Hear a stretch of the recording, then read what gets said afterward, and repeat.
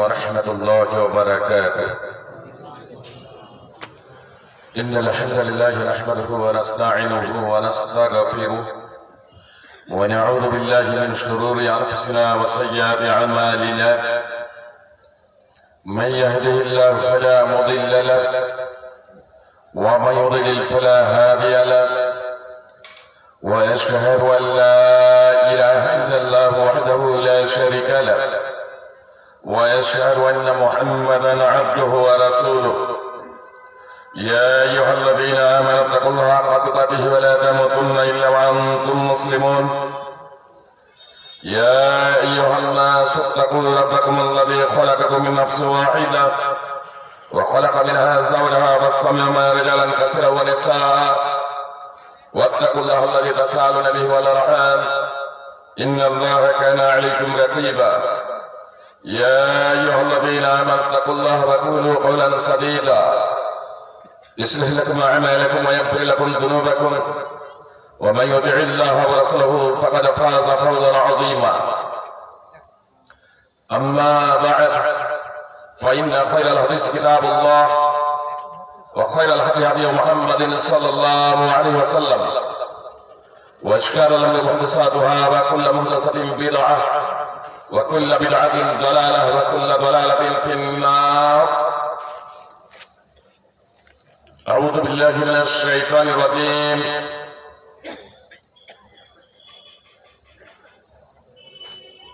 يا أيها الناس إنا خلقناكم من ذكر وأنثى وجعلناكم شعوبا وقبائل لتعارفوا إن أكرمكم عند الله أتقاكم إن الله عليم خبير.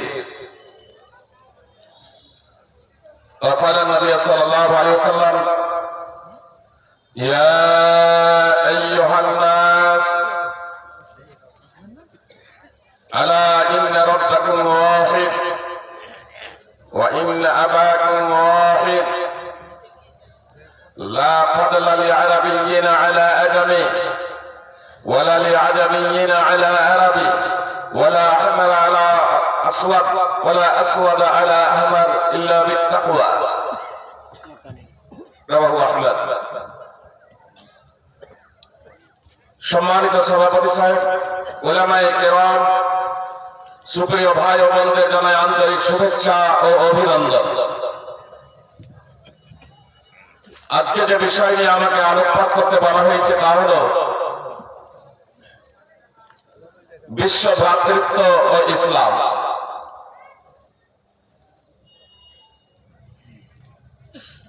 বিশ্ব মানবতা ও শান্তি প্রতিষ্ঠায় মুহাম্মদ সাল্লাল্লাহু আলাইহি সাল্লামের ভূমিকা, বিষয়টি খুবই গুরুত্বপূর্ণ। সুপ্রিয় ভাতৃবৃন্দ, কথা একটু মনোযোগ দিয়ে শুনবেন। এবং যে সমস্ত ভাইরা এখনো দোকানে বসে আছেন,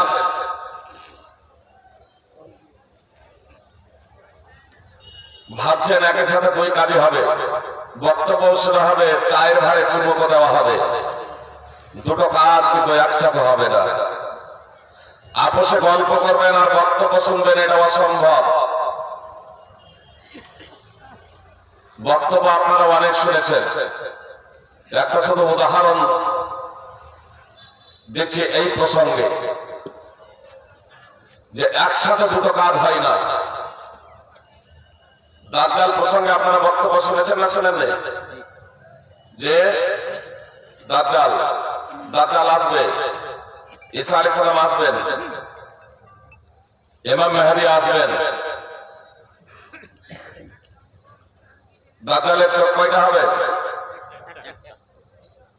একটা। পড়েছেন না শুনেছেন? ওই যে আধা আধা চা খেতে খেতে হয়তো শুনেছেন। আমি উদাহরণটা এজন্যই পেশ করলাম যে প্রত্যেক নবী দাজ্জালের ফিতনা এত ভয়ঙ্কর যে প্রত্যেক নবী তার উম্মতকে সতর্ক করেছেন। স্বয়ং মুহাম্মদ সাল্লাল্লাহু আলাইহি ওয়াসাল্লাম সতর্ক করেছেন। মুহাম্মদ সাল্লাল্লাহু আলাইহি ওয়াসাল্লাম নামাজের মাধ্যমে তার ফিতনা থেকে আল্লাহর কাছে আশ্রয় প্রার্থনা করেছেন। প্রত্যেক নামাজে আমরা আশ্রয় প্রার্থনা করি। মাগরিবেও আমরা যে নামাজ পড়লাম তো আল্লাহ তাআলার কাছে দাজ্জালের ফিতনা থেকে আশ্রয় চেয়েছি। তারপরেও দাজ্জালের পরিচয় সম্পর্কে আমরা অবগত নই, যে দাজ্জালের বৈশিষ্ট্য কি, দাজ্জালের গুণাবলী কি। দাজ্জালের চোখ একটা হবে না, দাজ্জালের চোখ হবে দুটো। কয়টা বললাম? দাজ্জালের চোখ হবে দুটো। এটা বুখারী মুসলিম সহ বিভিন্ন হাদিস গ্রন্থেই রয়েছে। দাজ্জালের চোখ কয়টা কানা হবে? দাজ্জালের চোখ হবে দুটো, একটা নয় দুটো। চোখ কয়টা কানা হবে? এটাও সঠিক নয়। দাজ্জালের দুটোই চোখ কানা হবে। দুই চোখ শুধু কানা হবে তাই নয়, দুই চোখের আকৃতি, ধরন, পদ্ধতিও মুহাম্মদ সাল্লাল্লাহু আলাইহি ওয়াসাল্লাম আমাদের বলে দিয়েছেন। দাজ্জালের ডান চোখ প্রসঙ্গে রাসূল সাল্লাল্লাহু আলাইহি ওয়াসাল্লাম বলেছেন যে ডান চোখ হবে কানা কান্নাহা ইনামুল কাফিয়া, তা হবে খোলা আঙ্গুরের মতো। চোখ তো ভিতরে বসা, ভিতরে ঢোকা আছে, বসা আছে ভিতরে, তাই না? কিন্তু দাজ্জালের যে চোখ কানা হবে সেটা ডান চোখটা হবে আঙ্গুরের মতো খোলা। আর বাম চোখ প্রসঙ্গে রাসূল সাল্লাল্লাহু আলাইহি ওয়াসাল্লাম বলেছেন ইন্না দাজ্জাল মামসুহুল আইনিল ইউসরা আলাইহা গাফরাতুন গালিজা, নিশ্চয় দাজ্জালের বাম চোখ হবে ল্যাপা, আর তার উপরে থাকবে নখের মতো পুরু চামড়া। একটা হবে অন্ধ, তার উপরে হবে ল্যাপা সমতল, আর তার উপরে থাকবে আবার নখের মতো পুরু চামড়া। মাকতুবুন বাইনা আইনাইহি কাফির, তার দুই চোখের মাঝে লেখা থাকবে কাফির। তার দুই চোখের মাঝে লেখা থাকবে কাফির। ইয়াকরাহু কুল্লু মুমিনিন কাফিরিন ওয়া গায়রি কাফির, প্রত্যেক ইমানদার ব্যক্তিটা অধ্যয়ন করতে পারবে, পাঠ করতে পারবে। দুই চোখ যদি অন্ধ যদি হয় কোনো সমস্যা নেই। তৃতীয় নেত্র অন্ধ, অন্তর্চক্ষু যদি জাগ্রত থাকে, অন্তর্চক্ষু যদি জাগ্রত থাকে, ঈমান থাকে, তাওহীদ থাকে, তাহলে সেই ব্যক্তি দাজ্জালের দুই চোখের মাঝে যে কাফের লেখা থাকে এটা পড়তে পারবে। আর দুই চক্ষু যদি থাকে, আরবিক তার জ্ঞান আছে, বর্ণ জ্ঞান আছে, কিন্তু তার মধ্যে ঈমান নেই, তাওহীদ নেই, তাহলে দাজ্জালের কপালে দুই চোখের মাঝে যে কাফের লেখা থাকে তা পড়তে সক্ষম হবে না। সহিহ মুসলিম এবং মুসনাদ আহমদের হাদিস।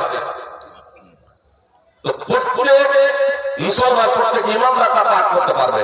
সুপ্রিয় ভাই ও বোন, আজকে এটা আমার আলোচ্য বিষয় না। আমি শুধু এ কথাটা বোঝানোর জন্য বললাম যে এত দাজ্জালের আলোচনা শোনার পরেও আমরা ওই অন্ধকারাচ্ছন্ন জীবনযাপন করছি, ভুল পথে পরিচালিত হচ্ছে। সঠিক তথ্য আমাদের কাছে না থাকার কারণে যে মুসলিমরা জোরসে আমিন না আস্তে আমিনকে কেন্দ্র করে ঝগড়া বিবাদ করে, মসজিদ ভাগাভাগি করে, আবার তারা হয়ে যায় কাদিয়ানী, ঈমান হারা হয়ে যায়। কাদিয়ানীরা মুসলমান না, মির্জা গোলাম আহমদ কাদিয়ানী সে মুসলমান না। সুপ্রিয় ভক্তবৃন্দ, কোন ব্যক্তি যদি তওবা না করে সে কাদিয়ানী হয়েছে অথচ তওবা করে না, কেউ কাদিয়ানী হয়েছে অথচ তওবা করে না, অন্তত লজ্জিত হৃদয়ে তওবা করে কালেমায়ে শাহাদাত যদি না পড়ে আর ওই অবস্থায় মৃত্যু হয়ে যায়, কোনদিনই সে জান্নাতে যাবে না। আলোচ্য বিষয় আজকে আমার বিশ্ব ভ্রাতৃত্ব ও শান্তি প্রতিষ্ঠায় মুহাম্মদ সাল্লাল্লাহু আলাইহি ওয়াসাল্লামের ভূমিকা। আসুন এই বিষয়টি নিয়ে আপনাদের সম্মুখে আলোকপাত করি। পৃথিবীতে যখন রক্তপাত, গোত্রীয় প্রীতি, বংশপ্রীতি, স্বার্থ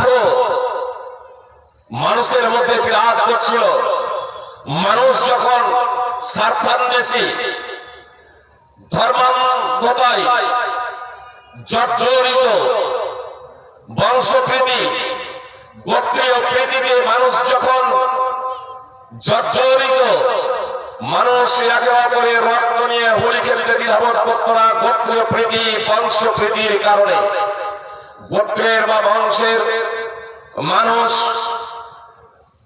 অন্যায় করুক আর ন্যায় করুক, যদি ঝগড়া বিবাদ বেঁধে গিয়েছে তাহলে গোত্রীয় এবং বংশীয় দৃষ্টিকোণ থেকে তার সাহায্য সহযোগিতা করা হতো। গোত্রীয় এবং বংশীয় বিষয়টি এখানে প্রাধান্য পেত। অন্যায় কে করেছে, কে মজলুম, কে নির্যাতিত, এটা বিবেচ্য বিষয় ছিল না। মুহাম্মদ সাল্লাল্লাহু আলাইহি সাল্লাম নবী এবং রাসূল হওয়ার আগেও হিলফুল ফদল যে সংগঠন প্রতিষ্ঠা করেছিলেন, 20 বছর বয়সে একেবারে যৌবনে তখন পদার্পণ করেছেন রাসূলুল্লাহ সাল্লাল্লাহু আলাইহি সাল্লাম। প্রায় 20 বছর বয়সে, 20 বছর বয়সে হিলফুল ফজল তথা ন্যায় নিষ্ঠার প্রতিজ্ঞা একটা সংস্থা, একটা সংগঠন কায়েম করেছিলেন।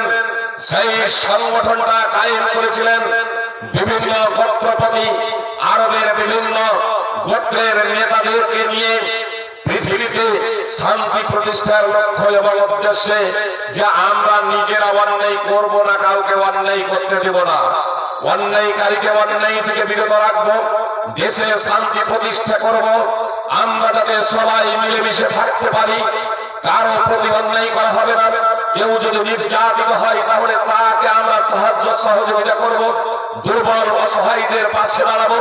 এই বলে হিলফুল ফজল এই সংগঠন তথা এই সংস্থা মুহাম্মদ সাল্লাল্লাহু আলাইহি সাল্লাম আরো গোত্রপতিদের নিয়ে কায়েম করেছিলেন, প্রতিষ্ঠা করেছিলেন।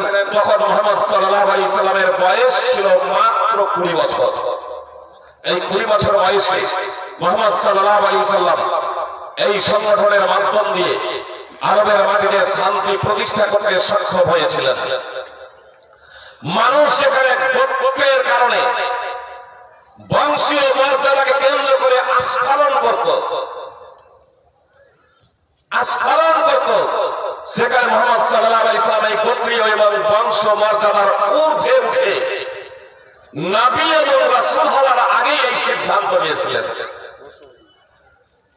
অতঃপর আল্লাহ তাআলা মুহাম্মদ সাল্লাল্লাহু আলাইহি সাল্লামকে 40 বছর বয়সে নবী এবং রাসূল বানালেন। নবী হওয়ার আগে বিশ্ব ভ্রাতৃত্ব দাস দিলেন, সবক দিলেন মানব জাতিকে। তারও আগে আপনার নবী এবং রাসূল হওয়ার আগে আরো একটা ঘটনা শান্তি প্রতিষ্ঠার লক্ষ্য এবং উদ্দেশ্যে 35 বছর বয়সে মুহাম্মদ সাল্লাল্লাহু আলাইহি সাল্লামের সংঘটিত হয়েছিল। মুহাম্মদ সাল্লাল্লাহু আলাইহি সাল্লাম তখন 35 বছরে পদার্পণ করেছেন। সেই সময় কুরাইশরা, আরাবিয়ানরা কাবাকে পুনর্নির্মাণের জন্য সিদ্ধান্ত গ্রহণ করেছিল। মানে সে সময় বিভিন্ন ঝড় ঝাপটা, বিভিন্ন সময় অতিবাহিত হওয়ার কারণে আপনার মসজিদে হারামের উপরে ছাদ ছিল না, শুধু চতুর দেওয়ালটাই ছিল। তারা সিদ্ধান্ত নিল এটাকে ভেঙে দিয়ে পুনর্নির্মাণ করবেন। সুতরাং পুনর্নির্মাণ করত। তারা যখন ওই হাজরে আসওয়াদ স্থাপনের জায়গা পর্যন্ত গেঁথে দিলেন প্রাচীর, দেওয়াল যখন গাঁথা হলো, হাজরে আসওয়াদ যে জায়গায় স্থাপন করা হবে সেই জায়গায় রাগ ঢেকে নিয়ে এবার বিতর্ক তৈরি হলো। তার কারণে এই সম্মানজনক কাজটা প্রত্যেকেই করতে চাই, প্রত্যেক লোকই করতে চাই। অন্তত পক্ষে প্রত্যেক গোত্রের প্রতিনিধি যাবে সে কাজটা করতে পারে, প্রত্যেক গোত্রেরই সেটা দাবি যে অন্তত আমরাই করব। আমি যদি না হয় প্রত্যেক ব্যক্তি, যে আমি যদি না হয় তো আমার গোত্রের কোনো ব্যক্তি করবে, এই দাবি নিয়ে প্রত্যেকেই অনড়। এমনকি এমন পরিস্থিতি বাড়ালো, কয়েকদিন বাড়িয়ে গেল এই বিষয়টাকে কেন্দ্র করে আপনার রক্তপাতের উপক্রম হলো। এহেন পরিস্থিতিতে আপনার আবু উমাইয়া মখজুমি তিনি ঘোষণা দিলেন আগামী কালকে যে সর্বপ্রথম মসজিদে হারামে প্রবেশ করবেন তিনি এই কাজটা করবেন, এই বিষয়ে ফয়সালা এবং সিদ্ধান্ত দেবেন।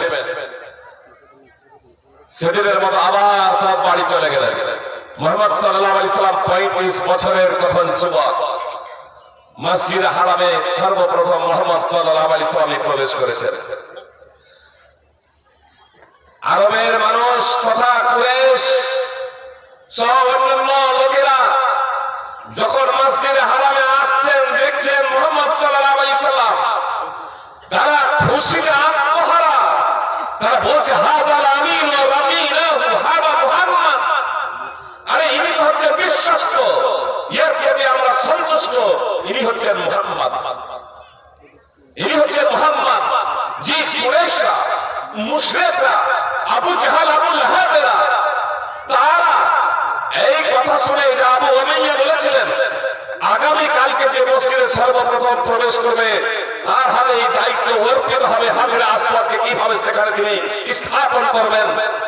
মুহাম্মদ সাল্লাল্লাহু আলাইহি ওয়াসাল্লাম সেই সভায় উপস্থিত ছিলেন না, কিন্তু আল্লাহ তাআলার অশেষ রহমত মুহাম্মদ সাল্লাল্লাহু আলাইহি ওয়াসাল্লাম সেটা শ্রবণ করেন নাই। তারপরেও সর্বপ্রথম মুহাম্মদ সাল্লাল্লাহু আলাইহি ওয়াসাল্লাম মসজিদ হারামে উপস্থিত। আর মুহাম্মদ সাল্লাল্লাহু আলাইহি ওয়াসাল্লামকে দেখে ওই আবু জাহাল, আবু লাহাবেরা, মুশরিকরা আনন্দিত হয়ে গিয়েছিল। সুপ্রিয় ভক্তবৃন্দ ও ভগবত, তারা বলছে হাযাল আমিন, ইনি হচ্ছেন একজন বিশ্বস্ত রাসূল, আমরা এর প্রতি সন্তুষ্ট। হাযা মুহাম্মদ, ইনি হচ্ছেন মুহাম্মদ। মুহাম্মদ সাল্লাল্লাহু আলাইহি ওয়াসাল্লামের প্রতি মুশরিকরা সন্তুষ্ট। মুহাম্মদ সাল্লাল্লাহু আলাইহি ওয়াসাল্লাম বললেন চাদর নিয়ে আসো। চাদর নিয়ে আসা হলো, চাদর বিছিয়ে দিলেন। মুহাম্মদ সাল্লাল্লাহু আলাইহি ওয়াসাল্লাম হাজরে আসওয়াদ কৃষ্ণ পাথরকে আপনার ওই চাদরের উপরে রাখলেন। তারপরে বিভিন্ন গোত্র প্রতীক আহ্বান করলেন এবং তাদেরকে বললেন যে তোমরা চাদরের কোনা ধরো, চাদরের চতুর্দিক তোমরা ধরো, তারপর তোমরা নিয়ে চলো দেওয়ালের কাছে। তারা নিয়ে এলেন, আপনার চাদর উপরে করলেন, দেওয়াল বরাবর উপরে করলেন। মুহাম্মদ সাল্লাল্লাহু আলাইহি ওয়াসাল্লাম সহস্তে সেই হাজরা আসওয়াদ খানা ধরে সেই পাথরখানা স্থানে দেওয়ালে আপনার স্থাপন করে দিলেন। সকলেই সন্তুষ্ট। 35 বছর বয়সে যে বিষয়ে যুদ্ধের উপক্রম হয়েছিল, রক্তপাতের উপক্রম হয়েছিল, ফাইসা হচ্ছে না, সিদ্ধান্ত আসতে পারছে না, মুহাম্মদ সাল্লাল্লাহু আলাইহি ওয়াসাল্লামের এই বুদ্ধিদীপ্ত প্রজ্ঞাপূর্ণ সিদ্ধান্তে সকলেই সন্তুষ্ট হয়ে গেল। মুহাম্মদ সাল্লাল্লাহু আলাইহি ওয়াসাল্লাম খুব সুষ্ঠুভাবে তার সমাধান করে দিয়েছিলেন 35 বছর বয়সে। তারপর 40 বছর বয়সে মুহাম্মদ সাল্লাল্লাহু আলাইহি ওয়াসাল্লাম নবী হলেন এবং রাসূল হলেন। সুপ্রিয় ভক্তবৃন্দ, আমি এখানে একটা বিষয় আপনাদের বলে দিই এই প্রেক্ষাপটে। তার কারণ আজকে আমরা নিজেদেরকে যারা মুসলিম বলছি বা মুসলিম ভাবছি বা মুসলিম দাবি করছি, তারা অনেকেই আমাদের অজান্তেই আমরা ইসলাম থেকে বের হয়ে গেছি, এটা আমরা ঘুমাক করে অবগত নয়। এজন্য এই বিষয়টা এখানে আমি একটু জুড়ে দিচ্ছি। সুপ্রিয় ভক্তবৃন্দ, কথা একটু মনোযোগ দিয়ে শুনবেন। ঈমান বিধ্বংসী তথা ঈমান বিনষ্টকারী বিষয় হলো বড় বড় যে কারণে ঈমান বিনষ্ট হয়ে যায়। 10টি এমন কাজ আছে, 10টি এমন বিষয় আছে যে কারণে ঈমান এবং ইসলাম বিনষ্ট হয়ে যাবে। তার মধ্যে একটি বিষয় হলো আল-ইরাদ আন দীনিল্লাহ, আল্লাহর দ্বীন থেকে বিমুখতা অবলম্বন করা, আল্লাহর দ্বীন থেকে সরে যাওয়া।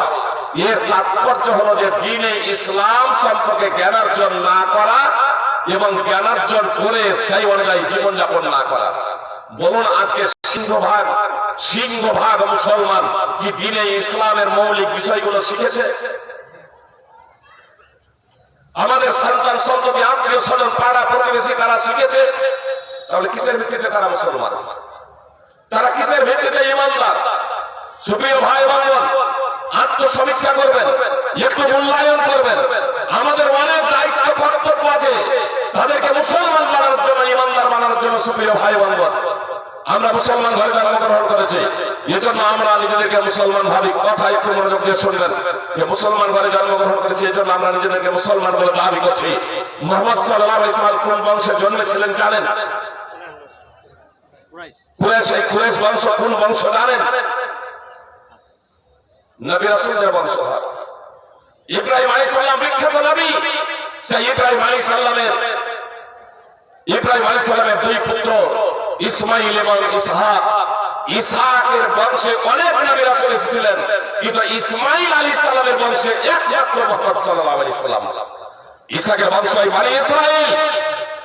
বনি ইসরাইল অনেক আল্লাহ তাআলা নবী রাসূল প্রেরণ করেছিলেন। আর কুরাইশ হচ্ছে ইসমাইল আলাইহিস সালামের বংশধর। এই ইসমাইল আলাইহিস সালামের বংশে